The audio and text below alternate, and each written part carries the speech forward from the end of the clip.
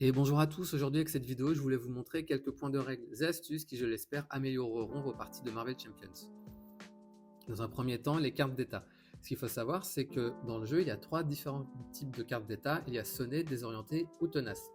Quand un personnage est sonné, la prochaine attaque qui sera réalisée sera annulée et il faudra défausser la carte d'état sonnée à la place. Concrètement, ça se traduit comment? Si Spider-Man est sonné, pour retirer cette carte d'état, soit il va falloir utiliser le pouvoir de base d'attaque de Spider-Man pour se débarrasser de la carte d'état sonnée, ou si Spider-Man est déjà incliné, il va falloir qu'il utilise un effet, une action de héros qui a le mot-clé attaque entre parenthèses afin de pouvoir se séparer de la carte d'état tenace. Donc si je prends l'exemple suivant, imaginez que Spider-Man soit incliné et qu'il soit sonné. Pour se débarrasser de la carte d'état, il va falloir qu'il paye en ressources la carte maker, donc qui est de 2 ressources, afin de non pas infliger 3 dégâts, mais plutôt de se débarrasser de la carte d'état sonnée. Cependant, même si un personnage est sonné, il va toujours pouvoir infliger des dégâts, notamment grâce à des actions qui ne sont pas des attaques. Prenons l'exemple ici de l'équipe tactique qui nous dit que lorsque l'on incline cette carte et qu'on retire un jeton, on peut infliger 2 dégâts à un ennemi. On voit bien qu'après le mot action en gras, il n'y a pas le mot attaque entre parenthèses. Donc on inflige des dégâts sans que ce soit une attaque. Donc même si votre personnage est sonné, il pourra toujours infliger 2 dégâts à un ennemi. Cependant, il faut faire malgré tout attention parce qu'il y a certaines cartes qui n'ont pas le mot attaque entre parenthèses mais qui sont quand même considérées comme des attaques. Ici, pour Wolverine, l'action de héros nous dit réaliser les 2 attaques suivantes dans cet ordre. Donc comme l'effet de l'action de héros nous stipule de réaliser des attaques, même si ce n'est pas entre parenthèses, on nous demande de réaliser une attaque, donc ça reste une attaque. Donc si Wolverine par exemple est sonné et qu'il est incliné, pour pouvoir se débarrasser de sa carte d'état sonnée, il va falloir qu'il paye en ressources le coût de cette carte pour se débarrasser de sa carte d'état. Pour la carte désorientée, même principe, pour s'en débarrasser, soit il faut utiliser le contre de base du héros, soit il faut utiliser une action de héros qui a le mot contre entre parenthèses, ce qui est le cas pour la justice. Donc il faudra payer 2 ressources pour jouer pour la justice afin de non pas retirer des menaces, mais pour se débarrasser de la carte d'état désorientée. Et comme tout à l'heure, même si vous êtes désorienté, grâce à différentes actions qui ne sont pas des contres, vous pourrez toujours retirer des menaces. Par exemple, pour le soutien équipe de surveillance, même si vous êtes désorienté, vous pouvez toujours retirer des menaces, car ce n'est pas un contre. Voici le point de règle du guide de référence 1.6 qui est uniquement disponible en anglais, qui nous dit que quand on déclenche une capacité entre parenthèses, donc contre ou attaque, alors qu'on a la carte d'état qui correspond à cet effet, on ne pourra pas appliquer l'effet, mais il faudra se débarrasser de la carte d'état à la place. Maintenant les flèches. Ce qu'il faut savoir, c'est qu'il y a certaines cartes qui ont un coup avant la flèche et un coup après la flèche. Ici, la carte Ce qui ne me tue pas nous indique qu'on peut se soigner de 2 dégâts, donc on peut soigner notre héros de 2 dégâts afin de pouvoir ensuite le redresser. Cependant, si votre héros n'a pas subi au minimum de dégâts, on ne pourra pas utiliser cette carte. Je vais prendre un exemple. Imaginez que vous incarnez toujours Spider-Man et que vous avez subi uniquement un dégât. Vous ne pourrez pas vous soigner de 2 dégâts car il n'y en a qu'un seul à soigner. Donc si vous ne pouvez pas soigner 2 dégâts, donc l'effet avant la flèche, vous ne pourrez pas redresser votre héros, donc l'effet après la flèche. Donc quand vous voyez une carte avec une flèche dans son coup, donc dans son effet, il faut absolument pouvoir réaliser ce qu'il y a avant la flèche, mais également après la flèche. Je vais prendre un autre exemple avec appel d'urgence, qui est une action qui nous dit qu'il faut payer le coût imprimé d'un allié qui est dans n'importe quelle défausse pour pouvoir mettre cet allié en jeu sous notre contrôle. Donc avant la flèche, il est indiqué de payer le coût imprimé pour ensuite mettre un allié dans notre zone de jeu, donc ça c'est l'effet après la flèche. Comme c'est précisé qu'il faut payer le coût imprimé, on ne pourra pas utiliser l'héliporteur. Pourquoi? Parce que l'héliporteur c'est un soutien qui nous dit que l'on peut réduire le coût de 1.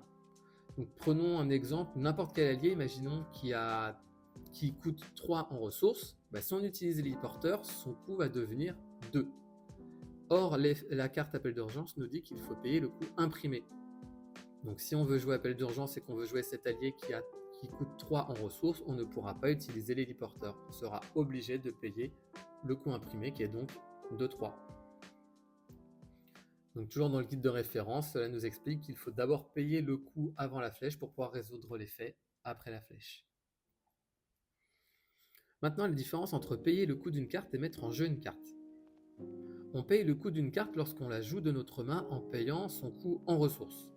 prenons l'exemple ici de Spider-Man, donc qui a une restriction particulière, il faut payer Spider-Man avec 3 ressources différentes. Pour rappel, dans le jeu, il y a 4 types de ressources. Il y a les mentales en bleu, les physiques en rouge, les énergies en jaune, et les ressources libres qui sont considérées comme joker en vert. Donc imaginez, si vous avez Spider-Man dans votre main, pour pouvoir le jouer, il va falloir que vous payiez avec 3 ressources différentes. Donc une mentale, une énergie, une physique. Cependant, ce qu'il faut savoir, c'est que quand on met une carte en jeu, le fait de la mettre en jeu, ça va passer outre les restrictions qui sont possiblement sur certaines cartes. Donc toujours avec Spider-Man, imaginez que cette carte soit dans la défausse de n'importe quel joueur. Si vous utilisez appel d'urgence, donc qui pour rappel nous dit qu'il faut payer le coût imprimé d'un allié pour pouvoir le mettre en jeu, si Spider-Man est dans une défausse, on pourra le payer. Donc on pourra payer son coût imprimé qui est de 3, mais cette fois-ci avec n'importe quelle ressource. Soit 2 énergies, une mentale, 3 mentales, bref, n'importe quel type de ressource. Car la carte n'aura pas été payée, elle aura été mise en jeu. Donc voici le point de règle dans le guide de référence qui nous dit que certaines capacités permettent de mettre des cartes en jeu et que cela passe outre les restrictions de ces cartes. Maintenant, la différence entre révéler et mettre en jeu. Une carte est révélée lors de la 3e étape de la phase du méchant, c'est-à-dire lorsque l'on s'attribue une carte du deck rencontre et qu'on la révèle, donc c'est-à-dire de face cachée, on la met face visible. Imaginez que lors de votre phase de révélation, vous révélez donc cette carte. C'est un sbire qui a le mot-clé Incitation 1. Pour rappel, Incitation nous dit que quand cette carte est révélée, il faut placer une menace sur la manigance principale. Donc cette carte aura été révélée, donc prise du dessus du deck rencontre et ensuite attribuée et révélée. Cependant, certaines cartes peuvent également être mises en jeu grâce aux effets d'autres cartes. Donc ici, cette manigance annexe nous dit que lorsqu'elle a été déjouée, chaque joueur cherche dans le deck de rencontre ou la défausse un sbire Hydra et le met en jeu. Donc si on prend ce sbire et qu'on le met en jeu, vu qu'il n'aura pas été révélé, il ne faudra pas appliquer l'effet de la révélation, à savoir Incitation 1. Même principe pour cet autre sbire qui nous dit qu'une fois révélé, soit on doit subir 2 dégâts, soit on doit placer une menace sur la manigance principale. Donc si ce sbire a été révélé durant la 3e étape de la phase du méchant, on sera obligé d'appliquer les effets une fois révélé. Par contre, s'il a été mis en jeu, dans ce cas de figure, on n'aura pas besoin d'appliquer les effets une fois révélés. Donc voici le point de règle ici qui explique comment révéler une carte. C'est-à-dire on prend la carte du dessus du deck rencontre, on l'attribue au joueur et ensuite on l'attribue face cachée et ensuite on la révèle, donc on la met face visible. Maintenant la différence entre infliger des dégâts et subir des dégâts. Les dégâts infligés, donc il y a certaines cartes qui disent infliger des dégâts et il y a certaines cartes qui disent subir des dégâts. Quand on inflige des dégâts, en fait, on va les distribuer avant de les appliquer. Prenons l'exemple d'équipe tactique qui nous dit qu'on peut infliger 2 dégâts à un ennemi. Cependant, si cet ennemi a la carte d'état tenace, les dégâts seront certes infligés, mais ils ne seront pas subis. Pour rappel, la carte d'état tenace nous dit que la prochaine fois que ce personnage est censé subir n'importe quelle quantité de dégâts, il faudra défausser cette carte d'état à la place. Donc imaginez que vous avez un ennemi qui a la carte d'état tenace, vous pourrez certes lui infliger 2 dégâts, mais les dégâts ne seront pas subis, la carte d'état sera défaussée à la place. Subir par contre, ça veut dire quoi? Ça veut dire appliquer les dégâts qui auront été infligés au personnage ciblé. Prenons par exemple l'exemple de cette amélioration qui nous dit qu'il faut incliner cette carte et subir un dégât pour pouvoir piocher une carte. Donc ici vous avez vu que c'est un effet avec une flèche, donc il va falloir réaliser l'effet avant la flèche pour pouvoir réaliser l'effet après la flèche. Cependant, imaginez si Miss Hulk a une carte d'état tenace, elle ne pourra pas subir de dégâts parce qu'en fait, sa carte d'état tenace va bloquer les prochains dégâts subis. Donc si Miss Hulk est tenace, elle ne pourra pas subir un dégât, elle ne pourra donc pas piocher une carte. Donc si Miss Hulk est tenace, cette amélioration ne pourra pas être utilisée. Même principe avec ce sbire qui nous dit, une fois révélé, soit il faut subir de dégâts, soit placer une menace sur la manigance principale. Si notre héros est tenace, il ne pourra pas subir de dégâts. On sera donc obligé de choisir la deuxième option, à savoir placer une menace sur la manigance principale. Voici donc une explication qui est sur un site ressource uniquement en anglais qui s'appelle Hall of Heroes, qui explique la distinction entre infliger des dégâts et subir des dégâts. La distinction est importante à faire. Pourquoi? Parce qu'il y a certaines cartes qui permettent de faire des combos en fonction de la différence entre subir et infliger. Imaginez que vous jouez Nova et que vous avez Miss Marvel en jeu. Imaginez que c'est à votre tour de jouer et que vous, dans un premier temps, vous jouez cet événement donc, qui nous dit que chaque personnage avec le titre champion ne pourra pas subir de dégâts jusqu'à la fin du tour. Donc ça veut dire quoi? Ça veut dire que tous les dégâts pourront être infligés mais ne seront pas subis. Donc imaginez que vous avez également cette carte en main qui nous dit que lorsqu'on la joue, on peut redresser un allié et cet allié aura +1 d'attaque jusqu'à la fin de la phase du joueur. Concrètement, comment ça peut se traduire? Imaginez que vous avez Miss Marvel qui est en jeu, elle va utiliser son attaque de base, mais comme elle ne peut pas subir de dégâts grâce à l'événement champion, elle ne va pas subir son dégât consécutif. Vous pouvez ensuite utiliser donc la carte pour la redresser, et maintenant vous êtes dans la fenêtre de la réponse de héros qui nous dit qu'après que vous ayez joué un événement, on peut incliner Miss Marvel et lui infliger un dégât pour refaire revenir cet événement dans notre main. Donc on va lui infliger un dégât, mais comme elle ne peut pas en subir, elle ne va justement pas subir ces dégâts, mais on va quand même pouvoir lui infliger. Donc on lui inflige un dégât, mais elle ne va pas le subir.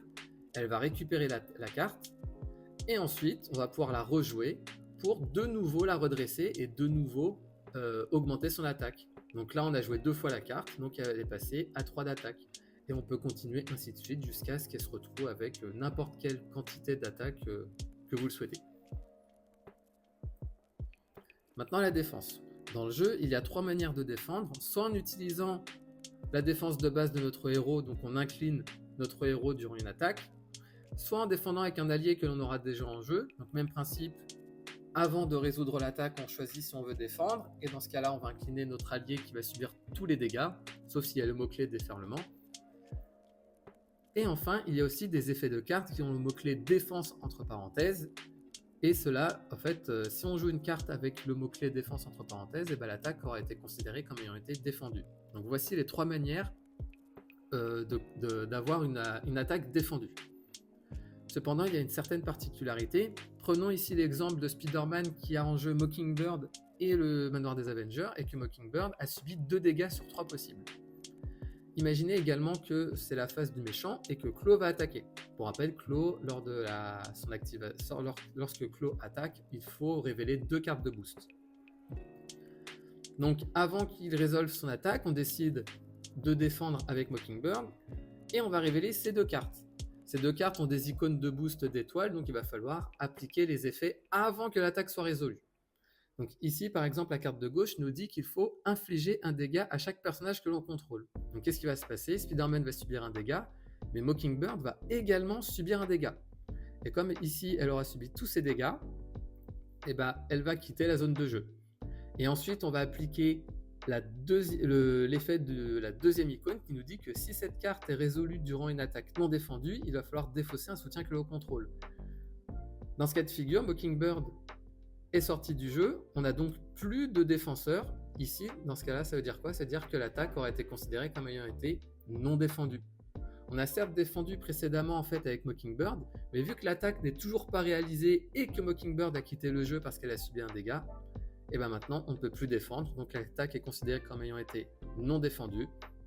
Donc peu importe les dégâts que l'on subira, on sera obligé de défausser un soutien, donc ici le Manoir des Avengers.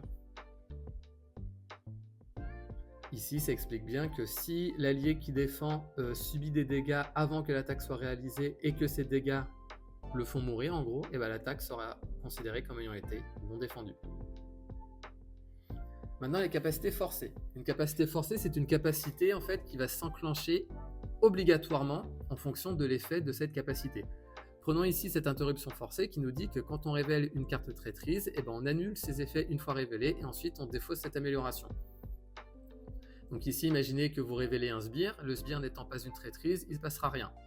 Cependant, si vous révélez cette traîtrise qui a comme effet, une fois révélé, le méchant attaque, vu que c'est une interruption forcée, on va être obligé d'annuler les effets de cette traîtrise et ensuite défausser l'amélioration.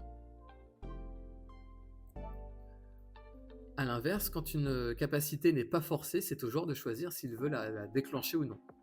Donc imaginez par exemple que vous avez cette carte en jeu qui nous dit que quand on révèle une carte rencontre, on peut défausser cette amélioration pour annuler les effets de cette carte pour ensuite en révéler une nouvelle. Et imaginez que durant la phase de révélation, vous révélez cette traîtrise donc qui permet aux méchants d'attaquer. Qu'est-ce qui peut se passer? Le joueur va pouvoir décider s'il veut utiliser l'interruption de son amélioration ou non. Vu qu'elle n'est pas forcée, c'est au choix du joueur. Cependant, pour qu'une capacité forcée puisse s'enclencher, il faut qu'il y ait toujours une cible de disponible. En gros, ça veut dire quoi? Ça veut dire que, en fonction de l'effet, s'il ne peut pas être réalisé, la capacité forcée ne pourra pas être réalisée non plus. Ici, prenons l'exemple de cette amélioration de Miss Hulk qui donne plus 2 d'attaque donc, à Miss Hulk. Donc elle va passer de 3 à 5.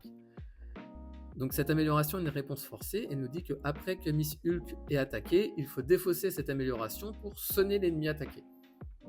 Ici, imaginez que Miss Hulk attaque Rhino. Cependant, si Rhino est sonné, il n'y a plus de cible pour sonner un ennemi, vu qu'il est déjà sonné. Donc qu'est-ce qui va se passer? Miss Hulk va pouvoir attaquer à 5, mais comme Rhino est sonné, on ne pourra pas déclencher la réponse forcée, donc l'amélioration va rester en jeu. Ce principe s'applique également pour les sbires. Imaginez que Miss Hulk attaque ce sbire donc à 5, le sbire va être vaincu, et comme il est vaincu, il ne pourra plus être sonné, et s'il ne peut pas être sonné, on ne pourra pas déclencher la capacité forcée, donc la carte sera toujours en jeu. Donc voici le point de règle dans le guide de référence qui nous dit que si une capacité forcée a besoin d'une cible pour être résolue mais qu'il n'y a pas de cible, elle ne va pas s'enclencher. Par contre, si vous attaquez un ennemi qui ne soit pas sonné et qui survive à l'attaque, là, on sera obligé de défausser cette amélioration. Donc, en gros, cette amélioration, elle peut être très intéressante pour les ennemis qui ne peuvent pas être sonnés. Maintenant, le timing des capacités. Ce qu'il faut savoir, c'est qu'il y a un ordre de priorité au niveau des déclenchements des différentes capacités. Donc, quel est cet ordre de priorité? Il y a dans un premier temps tout ce qui est capacité constante, ça peut être des attaques, les défenses, ça peut être des effets de cartes aussi. Tout ce qui est effet de fin de tour, de début de tour, de milieu de tour, les mots-clés et les icônes. Dans le timing des capacités, le deuxième ordre, ce sont les cartes d'état. Ensuite, ce sont les interruptions forcées, les interruptions. En cinquième position, donc les icônes de boost, donc en forme d'étoile, avec les effets une fois révélés ou une fois vaincus des jouets, les réponses forcées, les réponses, et enfin les dégâts consécutifs. Donc ça fait un ordre quand même très important.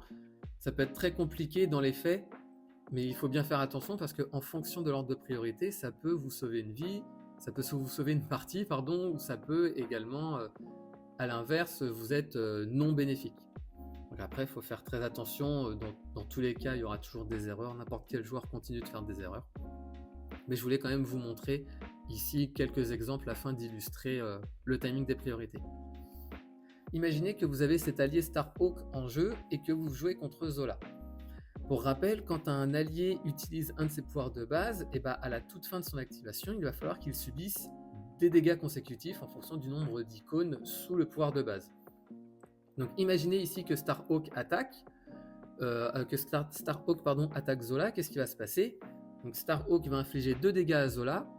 Zola ensuite, dans l'ordre des priorités, donc ça va être le mot-clé. Ici le mot-clé c'est quoi? C'est riposte. Donc Zola, avec sa riposte, va infliger 1 dégât à Starhawk. Starhawk a maintenant une interruption qui nous dit que quand Starhawk subit des dégâts si Starhawk subit des dégâts identiques à ses nombres de points de vie restants, il retourne dans notre main. Donc sachant qu'il lui restait 1 point de vie, là il vient de subir 1 dégât à cause de riposte, il va pouvoir revenir dans notre main. Et en conséquence, les dégâts consécutifs, eux, ne seront pas appliqués, parce que l'interruption prévaut sur les dégâts consécutifs. Maintenant, prenons cet allié donc, de Miss Marvel qui nous dit que quand la dague rouge est vaincue, on peut dépenser 2 ressources de n'importe quel type pour infliger 2 dégâts à un ennemi et faire revenir la dague rouge dans notre main. Imaginez que pendant la phase de révélation, vous révélez donc cette carte qui nous dit qu'une fois révélée, il faut vaincre un allié que l'on a sous notre contrôle et le placer sous cette carte. Qu'est-ce qui va se passer ici? Quel va être l'ordre des priorités? Dans un premier temps, ça va être l'interruption. Ici, c'est mis il faut vaincre un allié que l'on a sous notre contrôle pour le mettre sous les loups-garous. Cependant, ici, c'est un effet une fois révélé, mais nous avons une interruption. Cette interruption qui est quand la dague rouge est vaincue, eh ben, on peut dépenser 2 ressources de n'importe quel type pour infliger 2 dégâts à un ennemi et faire revenir la dague rouge dans notre main. Donc ça veut dire quoi? Ça veut dire que les loups-garous est révélé avec son effet une fois révélé. Cependant, la dague rouge va pouvoir utiliser son interruption, qui est d'infliger 2 dégâts à un ennemi et de faire revenir la dague rouge dans notre main. L'interruption prévaut sur l'effet une fois révélé. Donc dans ce cas de figure, notre allié la dague rouge n'ira pas sous les loups-garous. Et enfin, un dernier timing des priorités, qui celui-là en fait, il a été particulier. Pourquoi? Parce que notamment avec l'amélioration de Black Widow, dans la communauté, il y a certaines personnes qui ne comprenaient pas trop pourquoi notamment cette amélioration ne pouvait pas réaliser l'effet en question. Vous allez comprendre. L'amélioration ici nous dit qu'après qu'un allié soit entré en jeu, on peut défausser donc la morsure de la veuve pour infliger 2 dégâts à ce sbire et pour le sonner. Cependant, si ce sbire a le mot-clé coup rapide, et ben le coup rapide en fait va aller s'enclencher avant cette amélioration. Donc en fait, le fait de sonner un ennemi alors qu'il a le mot coup rapide, et ben c'est pas très efficace, vous allez comprendre. Imaginez que ce sbire entre en jeu, il a le mot coup rapide avec une réponse forcée. Après que le super géant ait attaqué et infligé des dégâts à un personnage, et bien il va falloir sonner ce personnage. Donc en gros, si je recommence, il va se passer quoi? Ce sbire entre en jeu, coup rapide, il va infliger 2 dégâts à Black Widow, et Black Widow, vu qu'elle aura subi ces dégâts, elle va être sonnée. Donc elle subit ces 2 dégâts, elle va être sonnée. Ensuite, on applique l'effet réponse de héros de l'amélioration qui nous dit qu'après qu'un sbire soit entré en jeu, on peut défausser la morsure de la veuve pour infliger 2 dégâts à ce sbire et le sonner. Cependant, si vous observez bien, cette réponse de héros, c'est une attaque. Et comme on est sonné, l'attaque ne pourra pas être réalisée parce qu'on est sonné. Donc en gros, ça se traduit comment? Ça se traduit que si on défausse cette amélioration, on va non pas attaquer l'ennemi, on va défausser la carte d'état sonnée à la place. Maintenant, on va pouvoir utiliser la réponse de Black Widow qui nous dit qu'après qu'on a déclenché la capacité d'une carte préparation que l'on contrôle, on va pouvoir infliger un dégât à un ennemi. Ce qui est le cas, même si on n'a pas attaqué, on a quand même déclenché l'effet de la préparation. Donc on va pouvoir infliger un dégât au super géant. Donc en fait, la morsure de la veuve, elle n'est pas forcément efficace contre les sbires qui ont le mot-clé coup rapide. Par contre, cette amélioration reste toujours efficace contre tous les autres sbires qui n'ont pas ce mot-clé. Donc voilà pour cette vidéo, j'espère que j'aurai été clair sur certains points. N'hésitez pas à mettre en commentaire si vous avez d'autres idées en tête ou si vous comprenez certains points de règles. J'essaierai d'y répondre du mieux que je peux. Et pour ma part, je vous remercie encore d'avoir regardé cette vidéo et je vous dis à bientôt.